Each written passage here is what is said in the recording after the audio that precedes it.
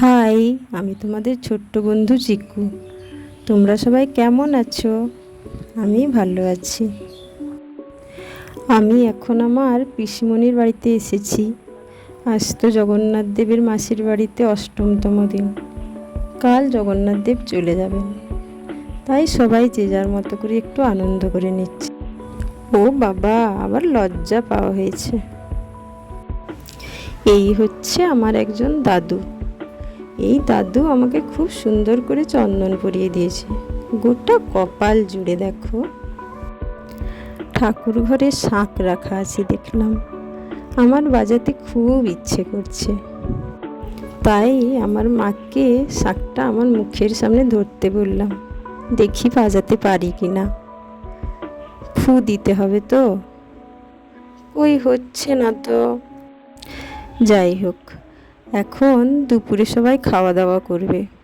দেখো, সবাই খেতে বসেছে, আমিও খেতে বসেছি আমার মায়ের সাথে।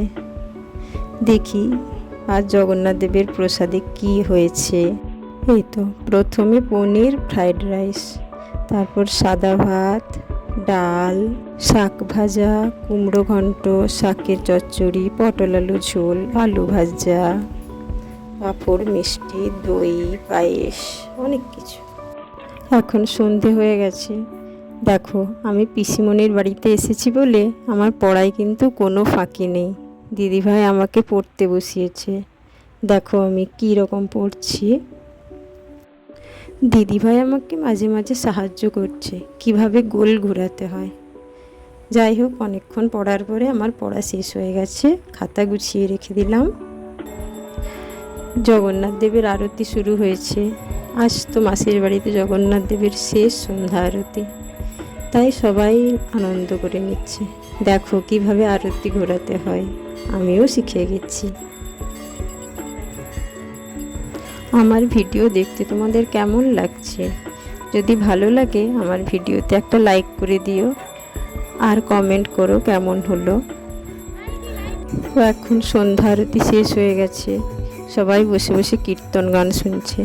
আমিও তাই যাচ্ছি, আমারও শুনতে ভালো লাগে কীর্তন গান। আজই তো শেষ দিন, আবার একটা বছর অপেক্ষা করতে হবে, তাই কীর্তন গান একটু সবাই শুনছে, আমিও শুনছি দাদুর কোলে বসে। দেখো, আমার খুব আনন্দ হচ্ছে। এই দিকে জগন্নাথ দেবকে শয়ন করিয়ে দিয়েছেন, আর ওইদিকে আমরা সবাই বসে কীর্তন গান শুনছি। আজ শেষ দিন, কাল তো জগন্নাথ দেব চলে যাবেন, তাই সবাই যে যার মতো করে একটু আনন্দ করে নিচ্ছে। পিছন থেকে দেখা যাচ্ছে না, যাই সামনে যাই। এই তো সামনের থেকে সবাইকে সুন্দর করে দেখা যাচ্ছে। দেখো, আমার ঠাম্মা আমাকে কোলে তুলে নিয়ে নাচ করছে, সবাই কীর্তন গান করছে আর নাচ করছে, খুব ভালো লাগছে। এরপর আমরা খাওয়া দাওয়া করে সবাই বাড়ি চলে যাব। রাতটা পেরোলেই তো জগন্নাথ দেব মাসির বাড়ি ছেড়ে নিজের বাড়ি ফিরে যাবেন, তাই সকাল সকাল আসতে হবে।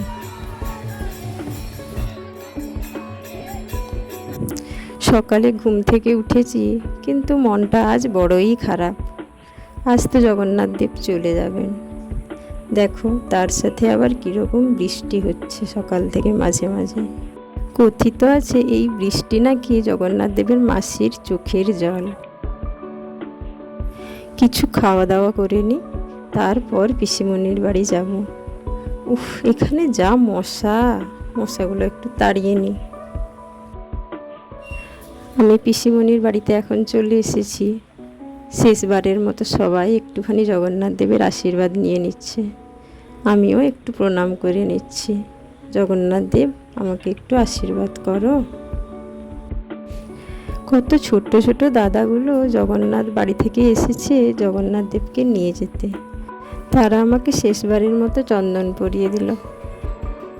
শেষবারের মতো জগন্নাথ দেবকে মাসির বাড়িতে আরতি করে নেওয়া হচ্ছে। এই তো এইবার জগন্নাথ দেবের বেরোনোর পালা। সবার মনে দুঃখ দিয়ে জগন্নাথ দেব আজ চলে যাবেন। আমি আর মাও বেরিয়েছি জগন্নাথ দেবকে এগিয়ে দেওয়ার জন্য।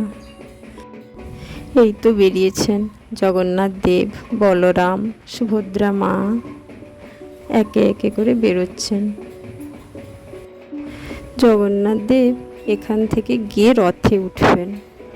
আমরা একটু এগিয়ে দিয়ে আসবো জগন্নাথ দেবকে, তারপর আমরা আবার ফিরে আসবো।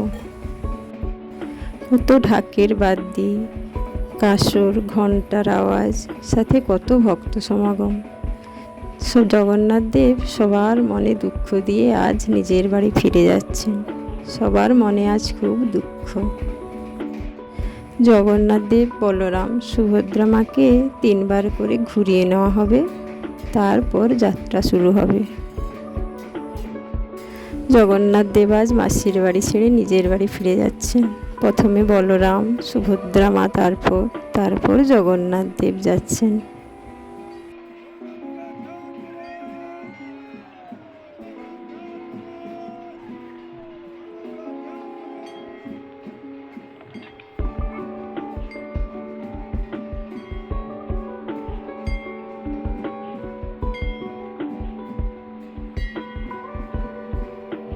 আমরা সবাই চলেছি পিছনে পিছনে।